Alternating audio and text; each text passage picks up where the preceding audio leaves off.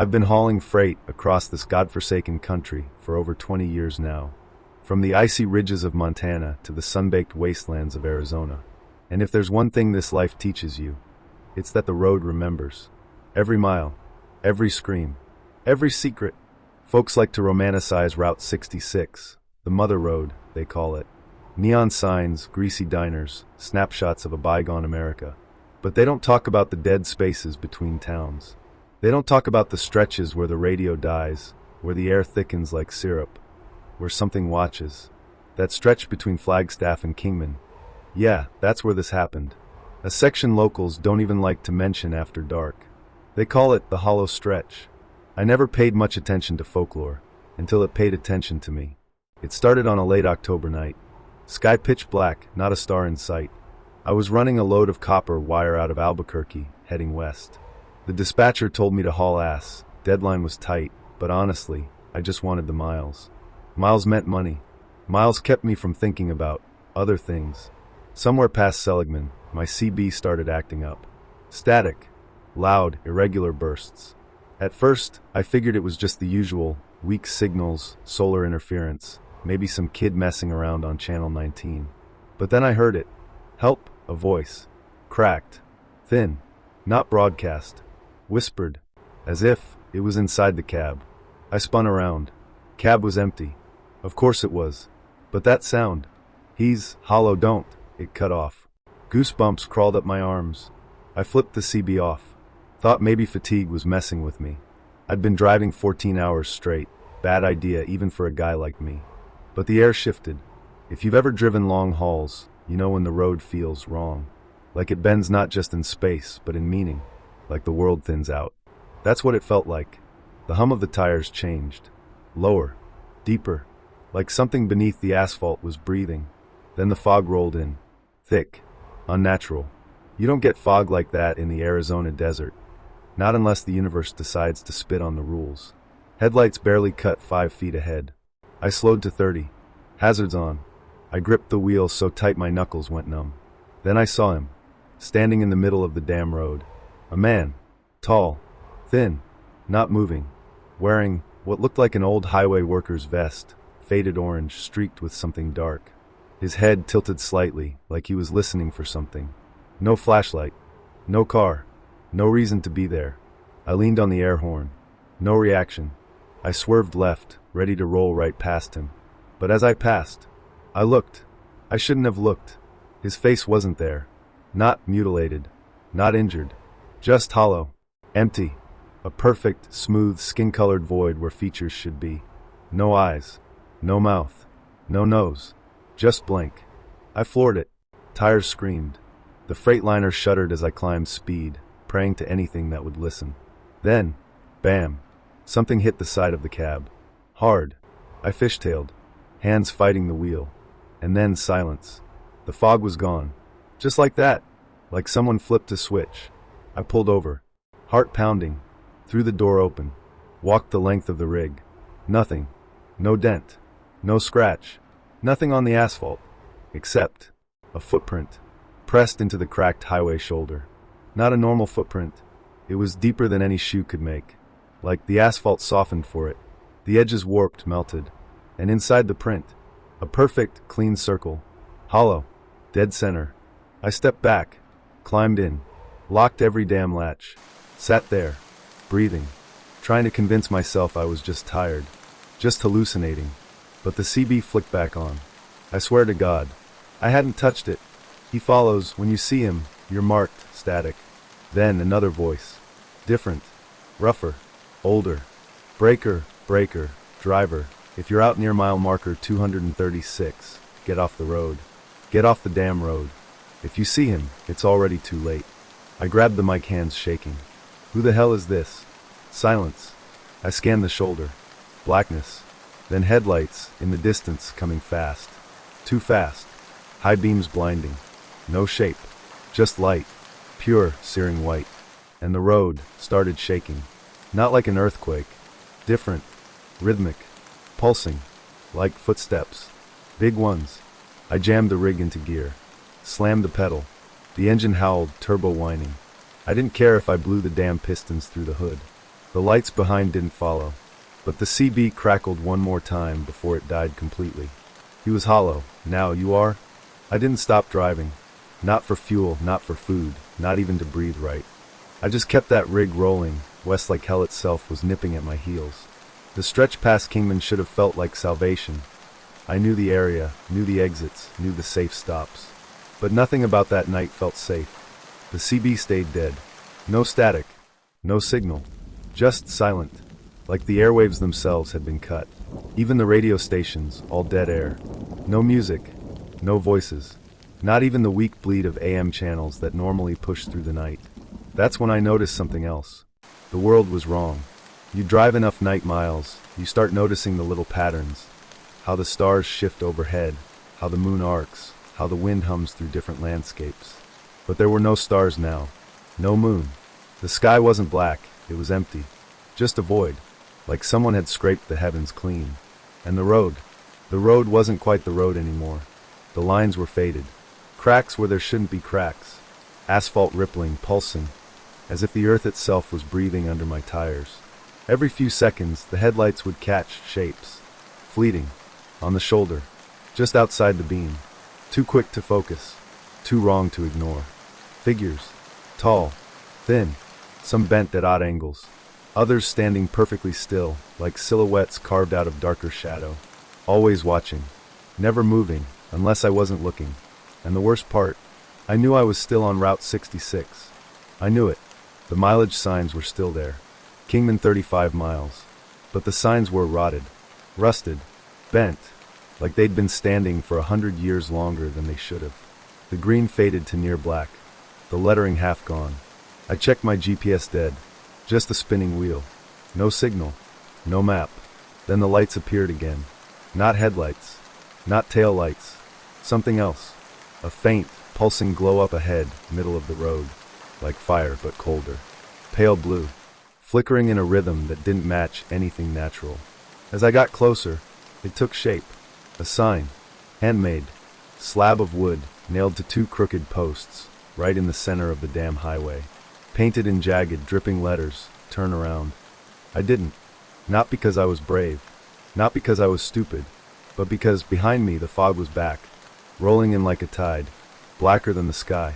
Thicker than any storm. And from within it, footsteps. Heavy. Slow.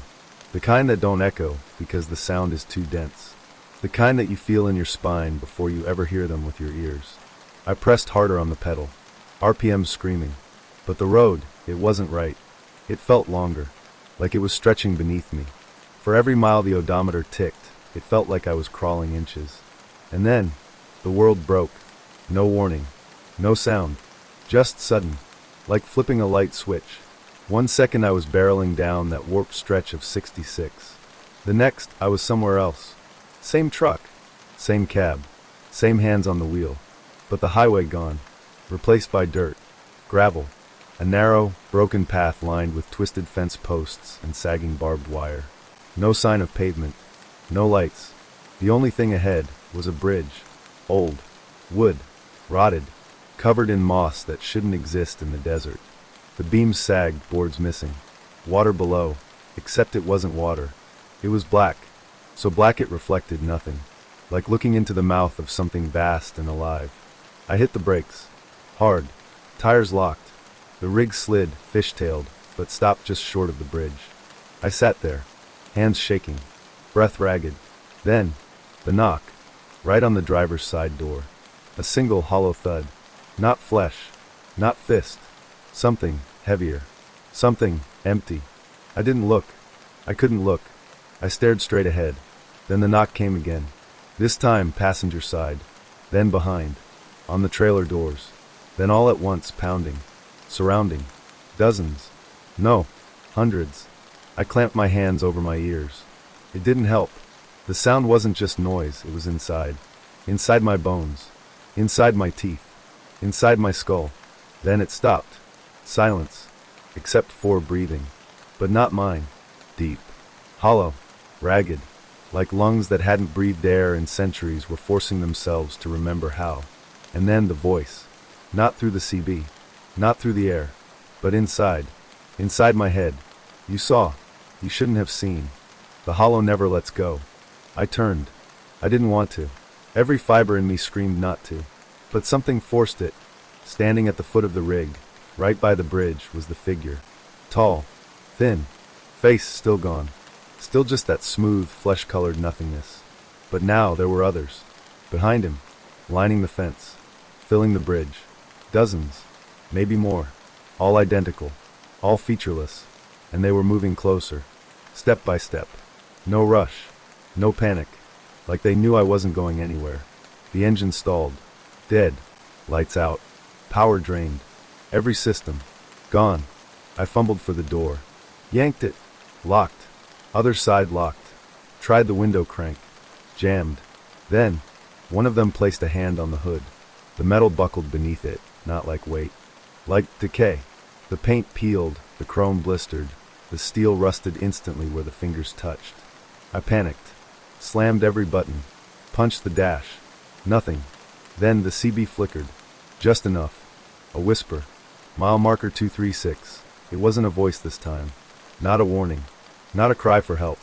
It was coordinates. I didn't understand it yet. But I would. God help me. I would. I don't know how long I sat there, staring at that army of hollow-faced things as they closed in around my rig. The weight of it was like gravity changed. Like the world thickened into something heavier, denser, hungrier. Every instinct I had, every trucker's gut reflex honed over 2 decades of asphalt and diesel, was screaming one word louder than anything else. Run. But there was nowhere to run. I gripped the wheel, tried the ignition again. Dead. Dashboard blank. No power. Not even that pathetic click of a dying battery. The hollow man, the one at the front, the first one I'd seen back on the highway, stepped forward. Closer now. His arms hung wrong. Too long. His fingers, Jesus, they dragged across the asphalt like they were boneless, stretching, scraping, leaving gouges in the ground. Then he tilted his head. That same motion, like he was listening to something that wasn't there. Something beneath the world. His faceless void turned toward me. And even though there was nothing, no eyes, no mouth, I felt it. It was looking directly into me. And then knock. Knock. Knock. Driver's side. Passenger side. Rear doors. All at once. A synchronized rhythm that made my teeth chatter, that rattled the bolts loose in my skull. I clenched my eyes shut, whispered under my breath, "No, no, no, no." But the knocking didn't stop. It sped up, louder, closer, surrounding, like the cab itself was shrinking, folding in on me. The windshield fogged instantly, not from heat, but from something else. Something breathing on it from the outside. And then a word, scratched into the foggy glass right in front of my face. Hollow. I screamed, slammed my fist into the dash, into the horn, into anything that might make noise, make life. Nothing. Then a noise. But not from the truck. From the CB. It crackled just once. Weak. Faint. And a voice came through. "Driver, you copy?" Raspy. Old. Worn down by years on the road. I grabbed the mic so fast I nearly ripped the cord. "Yes. Jesus, yes. I copy. I need help, man. I'm near. I looked around. My brain scrambled. No road signs. No markers. No anything. Then, mile marker 236. It wasn't my voice that said it. It was the hollow man's. Spoken from nowhere. Spoken from everywhere.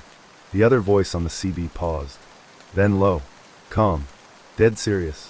"Son, listen close. You get that rig moving. I don't care how. You ain't supposed to be there. Not at 236. I gripped the mic tighter. "I can't. She's dead. Won't start. Nothing works. Do it anyway. You got seconds. Maybe. Look down." I did. The key was glowing. No joke. A faint, cold blue glow, like it was lit from the inside. I don't know what made me turn it. Maybe hope. Maybe fear. Maybe both. The engine coughed. Once. Twice. Then roared, louder than it ever had. Like every piston was running on pure adrenaline and terror. Lights came back. Dash flickered. Headlamps burned through the fog. The hollow man stepped back, but only a step. His head tilted again. Watching. Calculating. Then they all moved.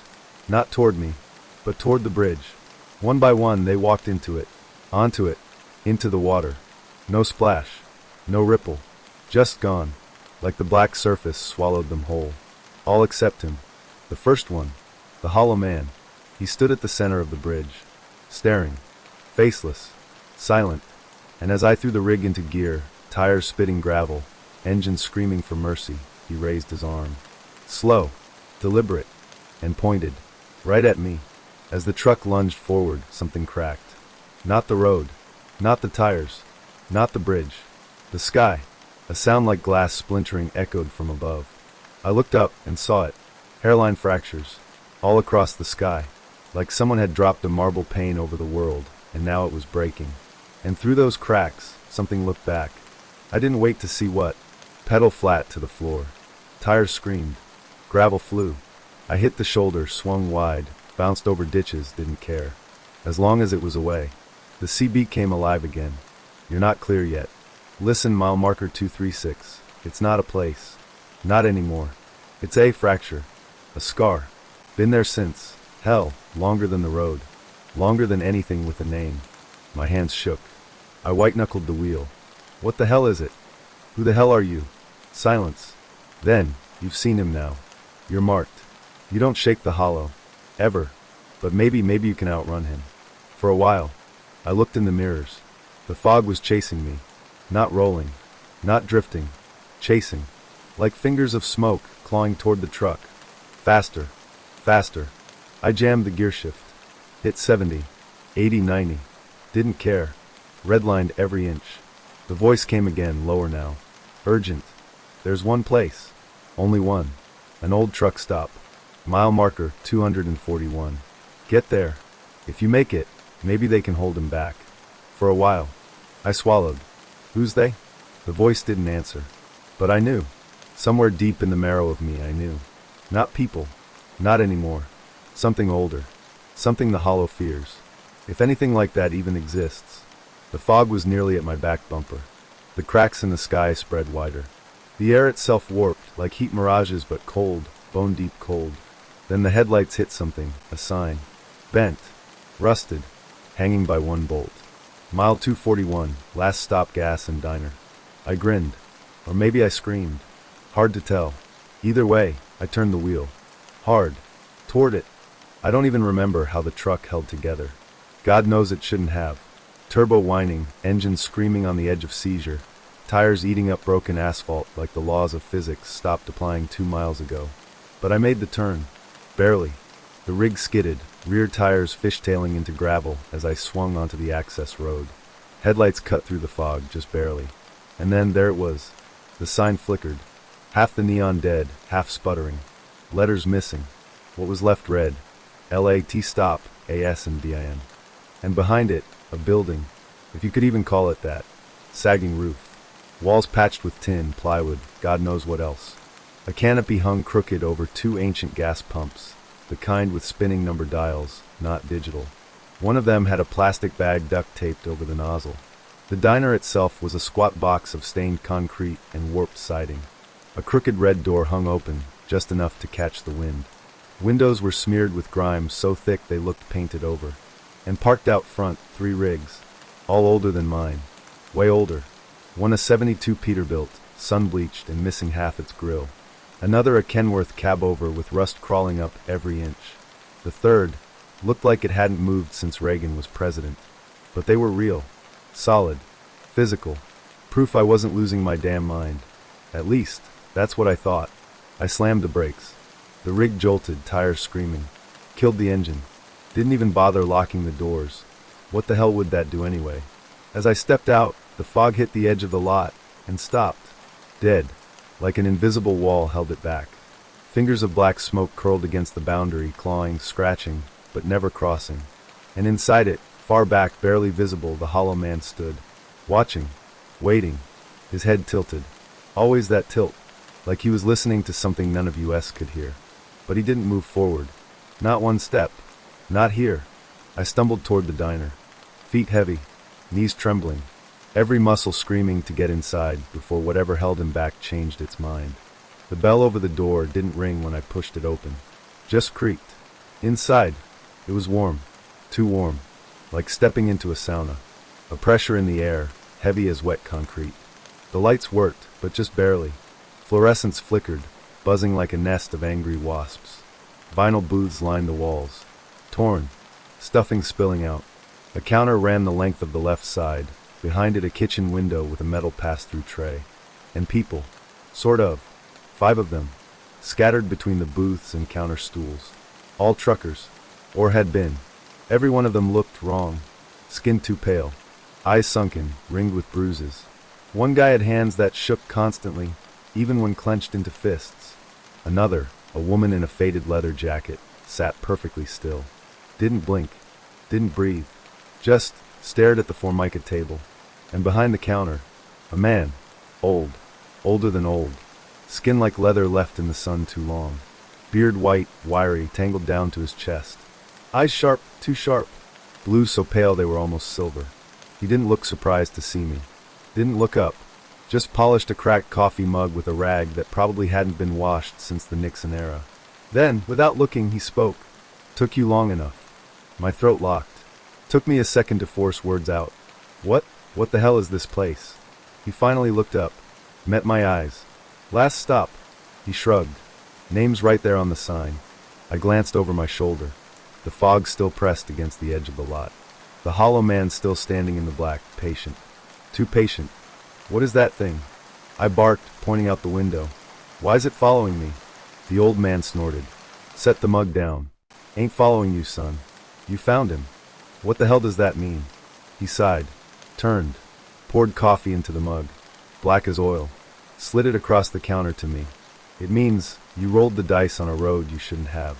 Same as all of us. I scanned the diner again. The others, none of them looked up. None acknowledged me. They just sat. Frozen. Or maybe stuck. You're saying you're trapped here? The old man's lips curled into something that wasn't a smile, but wasn't quite a sneer either. Ain't trapped. Ain't free neither. We're paused. Long as we stay inside the lines. Long as we stay on this patch. You don't cross. I swallowed. Glanced back at the window. Who or what is he? The old man leaned on the counter. Knuckles white. Voice dropped to a whisper like he was afraid the walls might hear. That is the hollow. And he ain't one thing. Ain't a ghost. Ain't a man. Ain't a demon. He's the space between. The empty spot in the world's teeth. The hole where things fall through and never come back the same. My stomach twisted. Why me? He sighed. Could be luck. Could be timing. Could be. Maybe you looked too hard at something you weren't supposed to see. Happens. Then he nodded toward the window. Tell me, when you passed him, did you look? I froze. My mouth went dry. I nodded. Barely. The old man closed his eyes. Whispered something. Maybe a prayer. Maybe a curse. Then it's in you now. The hollow's mark. You can't scrub it off. Can't drive it away. From now on, you'll see the cracks. Cracks? He tapped the window with one gnarled finger. In the world. In the sky. In the road. Places where the seams come undone. You'll see him. Always. And if you stare too long, he didn't finish. He didn't have to. A low rumble shook the floor. Glasses trembled on the shelves. I whipped around. The hollow was moving. Slow. Methodical. Closer to the edge. Hands reaching. Not at the diner. At something above. The sky. The cracks were back. Worse. Spreading. Fractures in reality itself. And through them, something else looked back. Not the hollow. Something worse. The old man slammed his hand on the counter. No. Not yet. Not here. Every light in the diner flared. Buzzed. Then dimmed. The fog recoiled. The hollow stopped. But only for now. The old man gritted his teeth. You've only got one shot, kid. One road left. After that, there's no coming back. My hands shook. What road? He pointed. Not to the window. Not to the highway. To the basement door behind the counter. I stared at that basement door like it was a loaded gun pointed right between my eyes. Faded paint. Cracks running through the frame. A brass handle, so worn it looked polished from decades of trembling hands. It wasn't supposed to be there. No way. The layout of the diner didn't make sense. From the outside, this place was barely a shoebox. No way there was anything beneath it. But there it was. And the old man, he was serious. Dead serious. His knuckles bone white, gripping the counter. His eyes, pale blue turning almost silver under the flickering lights, locked onto mine. "You want to outrun it?" he rasped. "You don't drive forward. You drive down." "Down to where?" My voice cracked. He didn't blink. "Beneath the road. Beneath the cracks. Where the hollow can't follow, unless you screw up." The floor trembled again. Dust rained from the ceiling tiles. Out the window, the hollow stood at the very edge of the property now. Fingers twitching, testing the boundary. Behind him, the sky was a spiderweb of fractures. The air itself bent at the edges, like heat shimmer made out of bone and static. "Go," the old man barked. "Now." I hesitated for 1 second too long, and the hollow moved. One long, slow step forward, his foot hit the ground outside the line, and it sank. Asphalt didn't crack, it collapsed. Like it wasn't solid anymore. Like it was just a crust over something bottomless. The old man shoved me toward the door. "Move, driver." I grabbed the handle. Cold. Too cold. Burned my palm. Yanked it open. And stairs. Concrete. Cracked. Leading down into darkness. But there was light. Faint. Pulsing. Blue-white. Like fireflies caught in a jar, but sick. Wrong. The old man tossed me something. I caught it without thinking. A key. Old. Brass. Stamped with numbers. 000. "Don't lose it," he said. "Door won't open without it. And if you see anything down there, don't talk to it. Don't look at it. Don't stop." My throat locked. What the hell is down there? He didn't answer. Just shoved the door shut behind me. And then I was alone. Steps groaned under my boots as I descended. Deeper. Each step felt heavier. Not physically, like reality itself was thicker here. Like the air was soup. The sound changed too. No more diner noise. No wind. No hum of fluorescent lights. Just a low hum. Deep. Constant. Vibrating in my ribs. Like something massive, breathing. At the bottom of the stairs, a hallway. Cinder block walls, concrete floor. Wet. Dripping. Water. Maybe. Or maybe not. The lights weren't lights. Little globes hung from the ceiling. Spheres of glass, filled with that same pulsing glow. They didn't cast normal light.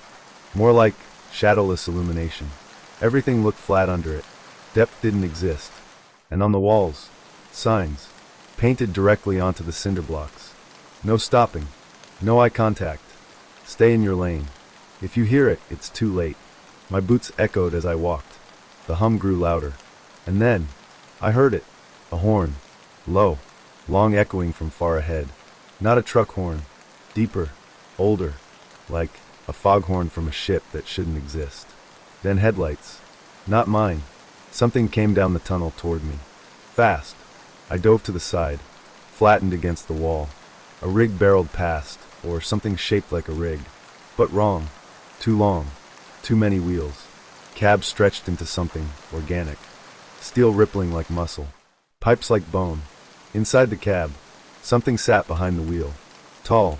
Thin. But not the hollow. No. This thing had a face, a stitched-on mess of leather, buttons for eyes, mouth sewn shut with black wire.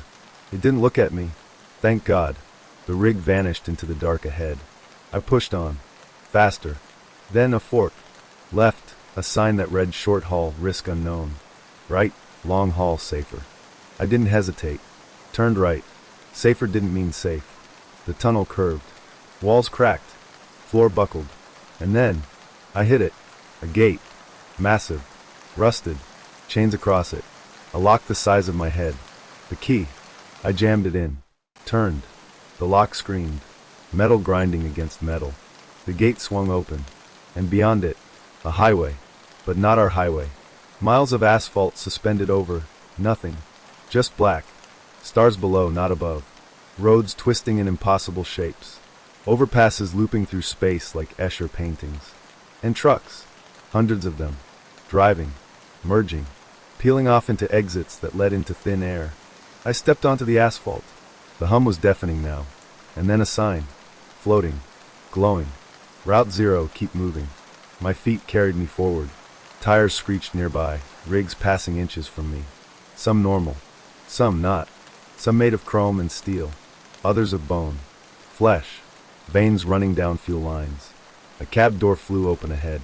A driver leaned out. His face, half gone. Hollowed out. "You shouldn't be here," he rasped. But you already knew that. Then the roar. Behind me. I spun. The hollow was here. He wasn't supposed to be here. But he was. Standing on the asphalt of Route Zero. No boundary now. No safe lines. His head tilted. And behind him, the cracks in the world widened. And something started crawling through. There's no sound in the world like the cracking of reality. It doesn't break like glass. Doesn't shatter like metal. It splinters. A deep, grinding groan that starts in your teeth, crawls into your bones, and settles in the back of your skull like the memory of a scream you never heard but always knew was there. And that's what I heard as the hollow stepped onto Route Zero. He shouldn't have been able to, but he did. The rules were unraveling. Behind him, behind it, the cracks in the sky widened, split open like wet paper, and something started crawling through. I don't have words for it. Nobody does. It wasn't a creature. Not in the way we think of creatures.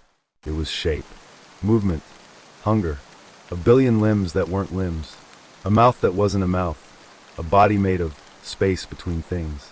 It didn't exist, and that was exactly why it was dangerous. The hollow raised his arm, pointed, at me, at the road beneath me, and every truck on Route Zero, every nightmare-shaped rig, every impossible cab, every stitched-together beast of chrome and bone, stopped. Engines dead, lights off, drivers gone or hiding, or maybe never existed in the first place. Silence. Then, the road itself buckled. I dropped to one knee, palms flat on the asphalt.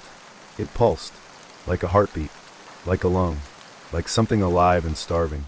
The hollow took a step. Another. Closer. Slow. Patient. Because it didn't need to rush. It always wins. I scrambled backward, feet slipping, breath ragged, looked for an exit. Any exit. There wasn't one. The highway stretched into infinity in every direction, but it was closed. Shut. The signs that floated overhead now flickered. Exit closed. No way out. The road remembers. I turned. Ran. Didn't think. Didn't look back. The sound behind me wet. Crunching. Like the world chewing on itself. Every step was heavier. Harder. The road beneath me softened. Became sticky. Like tar. Like mud. Or like flesh. My boots left prints. Deep. Hollowed. And then I hit something. A truck. My truck. The Freightliner. Parked. Running. Headlights on. Like it had been waiting. Like it knew. I didn't ask questions. I threw the door open. Climbed in. Slammed it shut. Jammed the key, still cold, still glowing faint blue, into the ignition. The engine roared. Louder than ever. Stronger than it had any right to be. The road ahead split. Literally. A fracture opened. Not a pothole, not a crack, a gash in the highway leading down. Down into black. Down into something worse than nothing. But it was the only way. I floored it. The rig lurched forward. Tires screaming. Rubber peeled away like skin. Metal groaned. The hollow lunged. Arm out. Fingers stretched. So close. The rear trailer scraped his hand. And for 1 second, one fraction of a breath, everything went silent. And I saw what was beneath the hollow's skin, or what passed for skin. Nothing. A void. An echo. A memory of something that never was. A hollow man. And the universe hates a hollow. The fracture swallowed me whole. Black. Endless. The rig fell. Gravity warped. Bent. Broke. I wasn't falling down. I was falling sideways. Or inward.